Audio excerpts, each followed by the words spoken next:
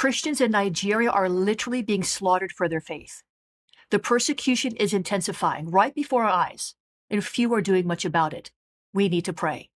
I want to invite you to pray with us as we rally together online through Awakening Prayer Hubs. The lives of these precious Christian Nigerians are worth our labor in prayer. We must stand in the gap for such a time as this. I want to share with you some sobering statistics so you can see just how bad the problem is. In just the first 7 months of 2025, more than 7,000 Christians were killed, nearly 8,000 kidnapped in Nigeria. Entire villages have been wiped out, like Yelwata, where 100 or 200 people in between there were massacred in June. In 1 week alone, 85 Christians were murdered in the Benue state. Pastors and families live under a daily threat with churches burned, homes destroyed, and women and children displaced. This is not just violence. It's a campaign of terror to silence the gospel in one of the largest Christian nations on earth. We've got to pray.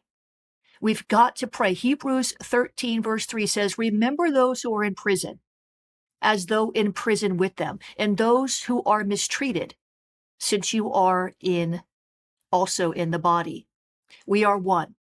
When one part of the body suffers, we all suffer. The enemy seeks to break their faith, but our prayers can strengthen them. Our prayers can push back darkness. Our prayers can release divine intervention. I know that we cannot pray away the end times. I know that persecution will continue to rise. I know that the blood of the martyrs will cry out, but I'm telling you, we cannot turn a blind eye to this just because it's not in our backyard, or pretty soon it will be in our backyard. So I'm calling believers to come together in solemn prayer and intercession for our brothers and sisters in Nigeria. We're going to pray for protection over Christians, especially in high-risk regions. We're going to pray comfort and healing for those who have lost loved ones, and there are many. We're going to pray for the release of the kidnapped and those who have been held hostage. We're going to pray for courage for pastors and believers who refuse to deny Christ. We're going to pray for justice for perpetrators of violence. We're going to pray for revival in Nigeria, even in the face of persecution. This is not the time for silence. This is the time for the church to rise up, to weep, to war, and to believe God for deliverance. So please join us. I want you to go to awakeningprayerhubs.com/prayer rally and sign up today. You'll receive, after you do that, you will receive a link on the day of the prayer rally so that you can join us via Zoom. And please share this with your friends. We cannot sit by idly while Christians are literally being slaughtered. It's enough to break your heart.